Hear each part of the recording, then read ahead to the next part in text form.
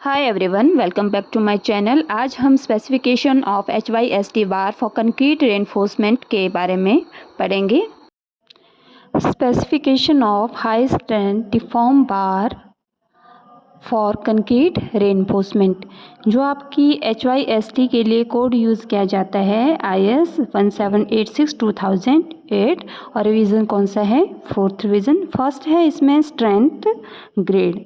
Strength grade में जो standard cover the requirement of deform steel bar for use as a reinforcement in concrete the following strength grade FE 415, FE 415D, इस तरह FE 500, FE 500D, FE 550, FE 550D और FE 600। जो आपका FE indicate कर रहा है वो आपका specified minimum 0.2% of proof stress या आप इल्ड स्ट्रेस इन न्यूटन पर mm²।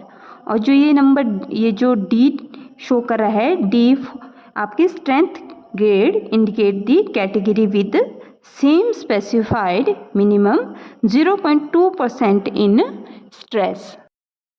फर्स्ट में आपने स्ट्रेंथ ग्रेड पढ़ी, सेकंड है आपका nominal size. As per IS 1786/2008 जो आपका क्लॉज नंबर है 6.1, आप कोड पे देखना। It may be defined as the dimension of diameter mm of round bar. जो राउंड बार होती है वो कैसी होती है? सर्कुलर होती है, तो आप उसमें क्या होता है? डायमीटर होता है। और डायमीटर किस में लेंगे आप? mm में। The symbol of diameter is, जो सिंबल रहता है डायमीटर का, फाई रहता है। जो nominal size of bar should भी कितने कितने mm की साइज, बार का साइज रहता है? 4 mm, 5, 6, 8, 10, 12, 16, 20, 25, 28, 32, 36 एंड 40 mm। ये आपका बार का साइज रहता है। आपके जो और साइजेस है as per IS 1786/2008, 7 mm, 18 mm, 22 mm, 45 mm and 50 mm उनको क्या कर दिया है? रिमूव कर दिया है। तो आपके पास ये 4 mm से 40 mm साइज की आपकी राउंड बार का साइज रहता है। नेक्स्ट थर्ड है आपका nominal cross sectional area. As per IS 1786/2008 जो आपका नॉमिनल क्रॉस सेक्शनल एरिया और nominal mass of individual bar shall be specified. कैसे आप कैलकुलेट करेंगे? एक इसमें पॉइंट है कि weight of steel is taken as, कितना देते हैं हम? 7850 kg/m³। ये आपके पास टेबल है जिसमें आपका serial number, nominal size of bar in mm, कैसे आप उसका क्रॉस सेक्शनल एरिया निकालेंगे और मास पर मीटर kg। फर्स्टली आपका बार का साइज दिया है 4 mm, 5 mm, 6 mm up to 40 mm तक।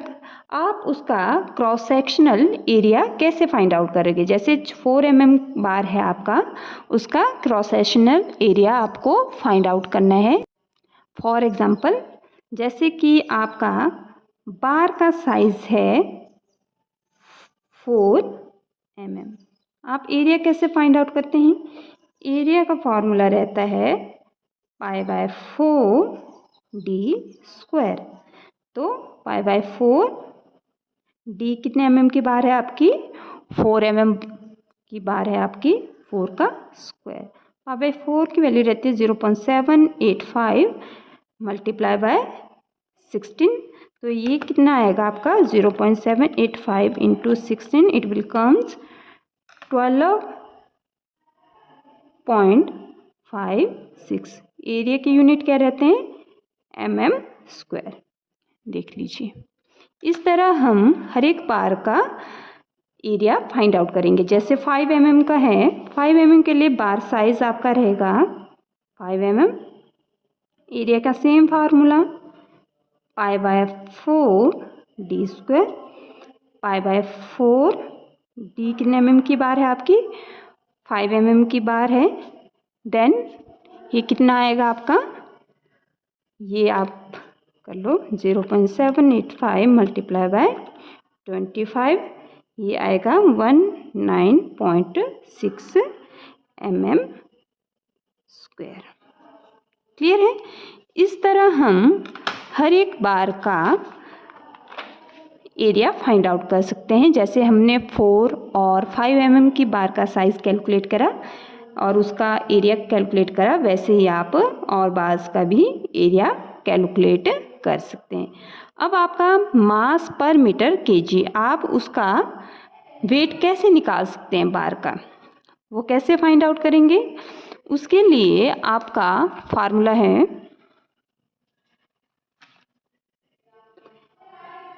Wait of bar in KG पर मीटर लेंथ, और फार्मूला रहेगा diameter of bar in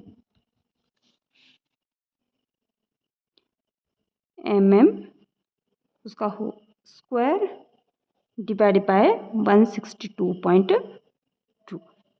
clear है? अगर आप जैसे कि अगर मैं बात करूं 12 mm की बार ले रही हूँ मैं, डाया कितना है बार का? 12 mm। तो मैं इसका वेट कैसे फाइंड आउट करूँगी? फर्स्टली फार्मूले में पुट करूँगी 12 का स्क्वायर डिवाइड बाय 162.2। तो देखिए 12 का स्क्वायर डिवाइड बाय 162.2, तो कितना आया आपका इसका बार का? बार का आया आपका 0.887। कितना है? 0.887 kg। क्लियर है? तो ये आया आपका 12 mm बार का वेट पर मीटर का। कितने का? पर मीटर का। अगर आपको 10 मीटर की बार का, जो 10 मीटर बार का लेंथ है और डाया उसका 12 mm है, तो आपको कितने से मल्टीप्लाई करना पड़ेगा? 10 से मल्टीप्लाई करना पड़ेगा। तो कितना आपका वेट आएगा? तो ये वेट आएगा आपका 8.87 kg। क्लियर है? फॉर एग्जाम्पल के लिए अगर मैं एक और बार लेती हूँ, बार का साइज है, size of bar is 6 mm। आपको इसका वेट फाइंड आउट करना है। Wait of bar per metre length is equal to D square divide by 162.2। Clear है? डी के है डायमीटर ऑफ बार, तो आप यहाँ पे पुट करोगे वैल्यू। आपका बार का साइज कितना है आपका? 162.2। ठीक है? 6 का स्क्वायर कितना होगा? 36। ठीक है? तो कितना है आपका? 36 डिवाइड बाय 162.2। कितना है आपका वेट? 0.221। कितना है?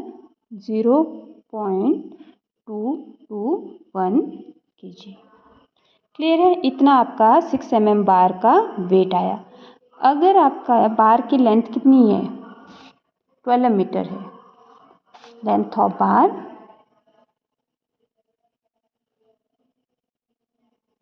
Is equal to 12 metre.